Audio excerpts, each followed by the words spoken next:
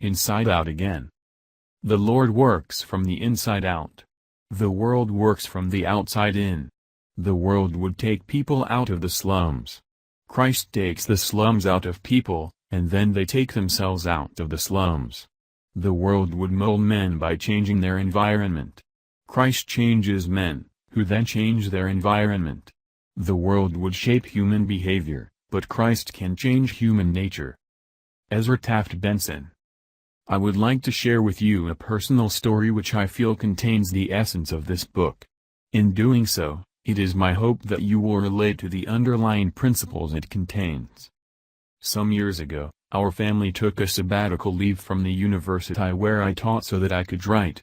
We lived for a full year in Lae on the north shore of Oahu, Hawaii. Shortly after getting settled, we developed a living and working routine which was not only very productive but extremely pleasant. After an early morning run on the beach, we would send two of our children, barefoot and in shorts, to school. I went to an isolated building next to the cane fields where I had an office to do my writing. It was very quiet, very beautiful, very serene. No phone, no meetings, no pressing engagements. My office was on the outside edge of the college, and one day as I was wandering between stacks of books in the back of the college library, I came across a book that drew my interest. As I opened it, my eyes fell upon a single paragraph that powerfully influenced the rest of my life. I read the paragraph over and over again. It basically contained the simple idea that there is a gap or space between stimulus and response, and that the key to both our growth and happiness is how we use that space. I can hardly describe the effect that idea had on my mind. Though I had been nurtured in the philosophy of self-determinism, the way the idea was phrased, a gap between stimulus and response, hit me with fresh, almost unbelievable force. It was almost like knowing it for the first time, like an inward revolution, an idea whose time had come. I reflected on it again and again, and it began to have a powerful effect on my paradigm of life. It was as if I had become an observer of my own participation. I began to stand in that gap and to look outside at the stimuli. I reveled in the inward sense of freedom to choose my response, even to become the stimulus, or at least to influence it, even to reverse it. Shortly thereafter, and partly as a result of this revolutionary idea, Sandra and I began a practice of deep communication. I would pick her up a little before noon on an old red Honda 90 trail cycle, and we would take our two preschool children with us, one between us and the other on my left knee, as we rode out in the cane fields by my office. We rode slowly along for about an hour, just talking. The children looked forward to the ride and hardly ever made any noise. We seldom saw another vehicle, and the cycle was so quiet we could easily hear each other. We usually ended up on an isolated beach where we parked the Honda and walked about 200 yards to a secluded spot where we ate a picnic lunch. The sandy beach and a freshwater river coming off the island totally absorbed the interest of the children, so Sandra and I were able to continue our talks uninterrupted. Perhaps it doesn't take too much imagination to envision the level of understanding and trust we were able to reach by spending at least 2 hours a day, every day, for a full year in deep communication. At the very first of the year, we talked about all kinds of interesting topics: people, ideas, events, the children, my writing, our family at home, future plans, and so forth. But little by little, our communication deepened and we began to talk more and more about our internal worlds, about our upbringing, our scripting, our feelings, and self-doubts. As we were deeply immersed in these communications, we also observed them and observed ourselves in them. We began to use that space between stimulus and response in some new and interesting ways, which caused us to think about how we were programmed and how those programs shaped how we saw the world.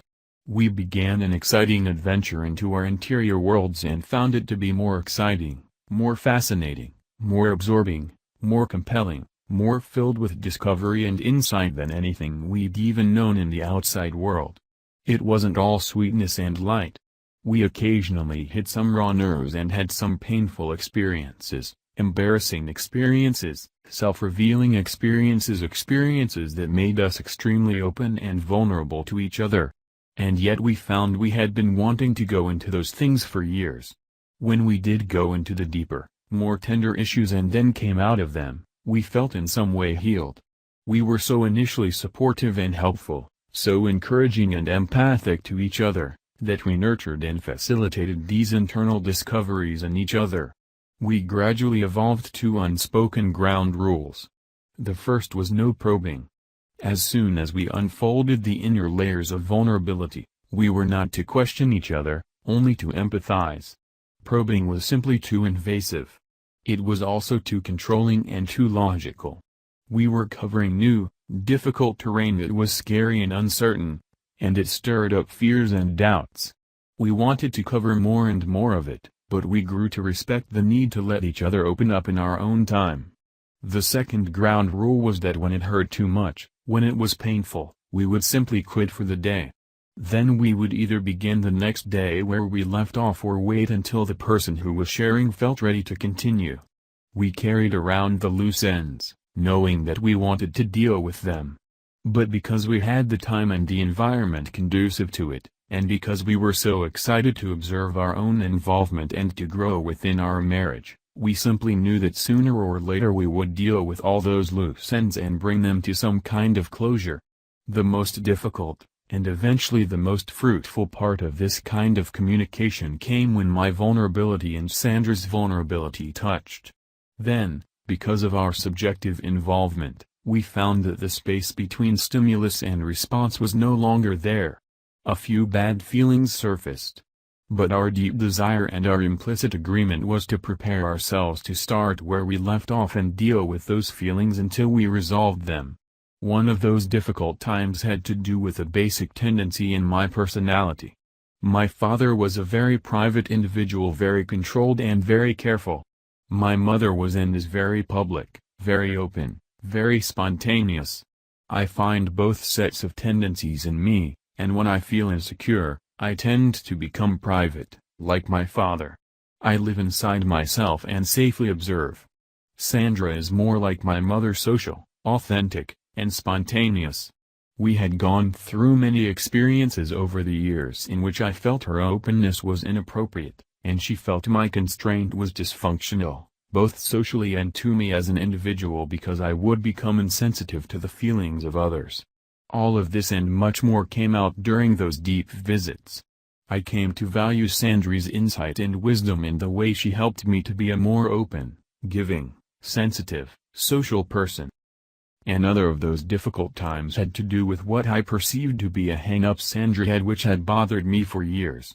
She seemed to have an obsession about Frigidaire appliances which I was at an absolute loss to understand. She would not even consider buying another brand of appliance. Even when we were just starting out and on a very tight budget, she insisted that we drive the 50 miles to the big city where Frigidaire appliances were sold, simply because no dealer in our small university town carried them at that time. This was a matter of considerable agitation to me. Fortunately, the situation came up only when we purchased an appliance. But when it did come up, it was like a stimulus that triggered off a hot-button response. This single issue seemed to be symbolic of all irrational thinking, and it generated a whole range of negative feelings within me. I usually resorted to my dysfunctional private behavior. I suppose I figured that the only way I could deal with it was not to deal with it, otherwise, I felt I would lose control and say things I shouldn't say. There were times when I did slip and say something negative, and I had to go back and apologize. What bothered me the most was not that she liked Frigidaire, but that she persisted in making what I considered utterly illogical and indefensible statements to defend Frigidaire which had no basis in fact whatsoever. If she had only agreed that her response was irrational and purely emotional, I think I could have handled it. But her justification was upsetting. It was sometime in early spring when the Frigidaire issue came up. All our prior communication had prepared us. The ground rules had been deeply established not to probe and to leave it alone if it got to be too painful for either or both. I will never forget the day we talked it through. We didn't end up on the beach that day, we just continued to ride through the cane fields, perhaps because we didn't want to look each other in the eye. There had been so much psychic history and so many bad feelings associated with the issue, and it had been submerged for so long. It had never been so critical as to rupture the relationship, but when you're trying to cultivate a beautiful unified relationship, any divisive issue is important. Sandra and I were amazed at what we learned through the interaction. It was truly synergistic. It was as if Sandra were learning, almost for the first time herself, the reason for her so-called hang-up. She started to talk about her father, about how he had worked as a high school history teacher and coach for years, and how, to help make ends meet, he had gone into the appliance business. During an economic downturn, he had experienced serious financial difficulties, and the only thing that enabled him to stay in business during that time was the fact that Frigidaire would finance his inventory. Sandra had an unusually deep and sweet relationship with her father. When he returned home at the end of a very tiring day, he would lie on the couch, and Sandra would rub his feet and sing to him. It was a beautiful time they enjoyed together almost daily for years. He would also open up and talk through his worries and concerns about the business, and he shared with Sandra his deep appreciation for Frigidaire financing his inventory so that he could make it through the difficult times. This communication between father and daughter had taken place in a spontaneous way during very natural time, when the most powerful kind of scripting takes place. During those relaxed times guards are down and all kinds of images and thoughts are planted deep in the subconscious mind. Perhaps Sandra had forgotten about all of this until the safety of that year of communication when it could come out also in very natural and spontaneous ways. Sandra gained tremendous insight into herself and into the emotional root of her feelings about Frigidaire. I also gained insight and a whole new level of respect. I came to realize that Sandra wasn't talking about appliances, she was talking about her father, and about loyalty to his needs. I remember both of us becoming tearful on that day, not so much because of the insights, but because of the increased sense of reverence we had for each other. We discovered that even seemingly trivial things often have roots in deep emotional experiences. To deal only with the superficial trivia without seeing the deeper, more tender issues is to trample on the sacred ground of another's heart. There were many rich fruits of those months. Our communication became so powerful that we could almost instantly connect with each other's thoughts. When we left Hawaii, we resolved to continue the practice. During the many years since, we have continued to go regularly on our Honda Trail cycle, or in the car if the weather's bad, just to talk. We feel the key to staying in love is to talk, particularly about feelings. We try to communicate with each other several times every day, even when I'm traveling.